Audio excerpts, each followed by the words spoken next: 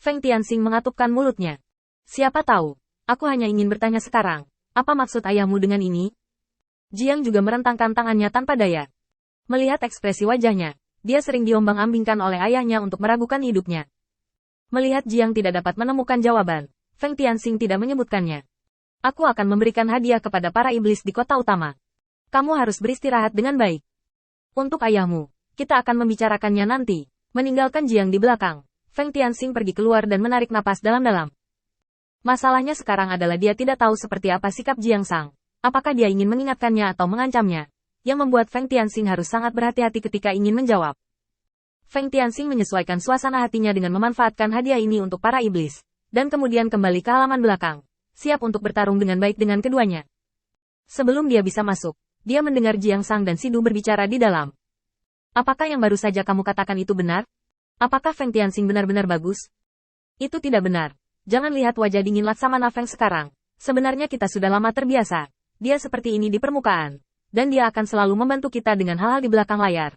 Tapi masalahnya Anda bertanya tentang umat manusia sebelumnya terlalu besar. Dava macam apa? Petinggi ras iblis sedang mempertimbangkan untuk mengepung dan menekan ras manusia. Dan karena ras manusia sangat membantunya, Laksamana Feng tidak akan menjadi pencuri yang berbahaya, bukan? Jadi dia mengambil risiko untuk mempertahankan ras manusia untuk sementara. Hal ini pada saat hampir membuat masalah bagi kami Huo.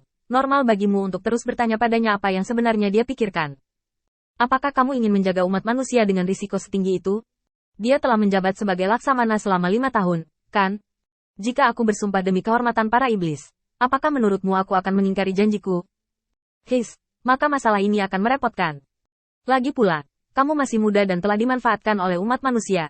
Mendengar kata-kata di dalam, Feng Tianxing masih tidak berani mengambil keputusan, dan hanya menggelengkan kepalanya. Tidak, jika saya menjawab pertanyaan apapun tentang masalah ini, itu akan berdampak besar pada identitas dan masa depan saya.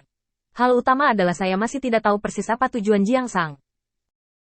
Dan pengaruh dan kekuatan seperti apa yang dia miliki di tangannya. Feng Tianxing berpikir berulang kali, memutuskan untuk mengesampingkan masalah ini, pergi keluar halaman belakang, berbalik dan pergi lagi. Saat Feng Tianxing menanyakan informasi terbaru kepada pemimpin pasar gelap, dia secara tidak sengaja menemukan informasi tentang Jiang Sang di antara informasi sebelumnya. Saat itu, untuk mencegah gejolak internal, Feng Tianxing diam-diam meminta kepala pasar gelap untuk menyelidiki latar belakang beberapa kroninya, dan Jiang termasuk di antara mereka. Tapi pertempuran itu terlalu tegang, dan mereka tidak punya waktu untuk melaporkan beritanya. Tetapi ketika Feng Tianxing mengambil informasi ini lagi, dia hanya merasa bahwa dia sangat beruntung karena dia tidak main-main sebelumnya. Karena ayah Jiang, iblis yang tampaknya tidak mencolok, sebenarnya adalah pemberi rekomendasi dari calon penguasa kota di kota utama. Dengan kata lain, hanya iblis yang direkomendasikan olehnya yang bisa menjadi penguasa kota utama. Jiang Sang adalah satu-satunya yang masih memiliki hak tersebut. Keterlibatan Jiang Sang sama sekali tidak kecil. Apakah posisinya sebagai pemimpin dapat sepenuhnya diamankan tergantung pada penilaian Jiang Sang terhadap dirinya sendiri.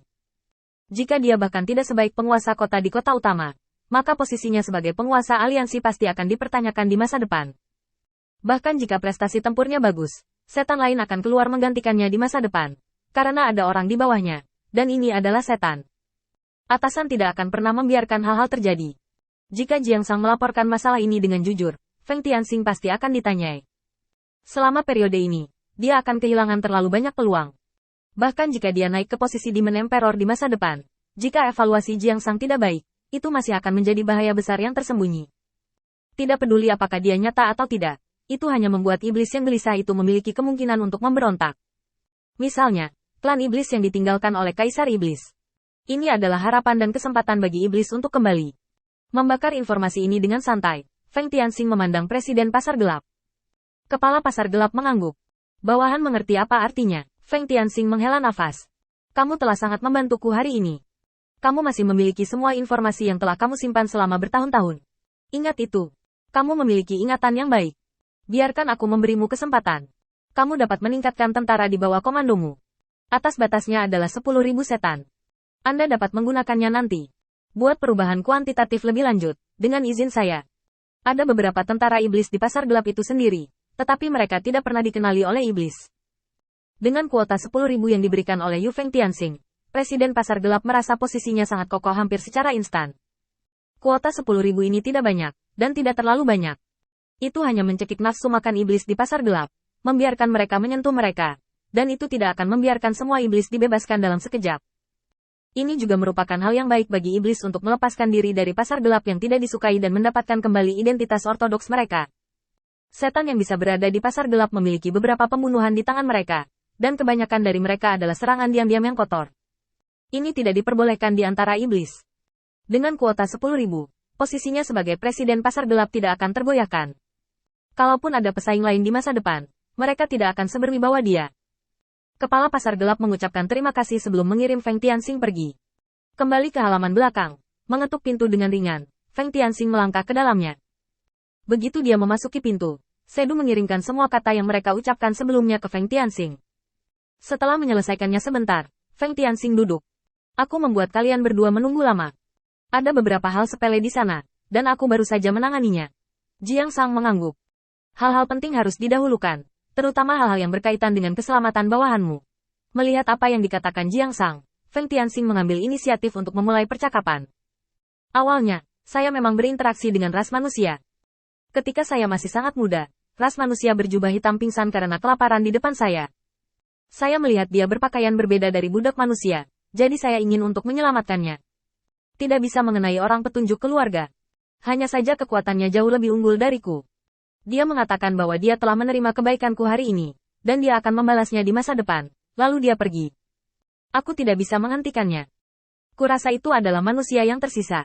Kekuasaan di suatu tempat, selama serangan. Mereka berinisiatif untuk muncul. Tetapi mereka bukan klan mereka. Tetapi beberapa budak manusia, yang menyerahkan lingkaran sihir kepadaku, mengatakan bahwa benda ini mungkin berguna. Beginilah cara umat manusia memperlakukan saya. Membantu melawan kekosongan. Setelah Jiang Sang selesai mendengarkan, dia hanya menghela nafas. Dia tidak menyangka kata-kata Feng Tianxing menjadi seperti ini, sejalan dengan perilaku klan iblis. Demi keuntungan, dia menyelamatkan umat manusia, dijanjikan keuntungan oleh umat manusia, dan kemudian mendapat keuntungan lagi. Ini adalah kebaikan yang berutang Feng Tianxing kepada umat manusia, jadi dapat dimengerti bahwa sekarang ada ras manusia di yurisdiksi. Setelah hening sejenak, Jiang Sang berbicara lagi.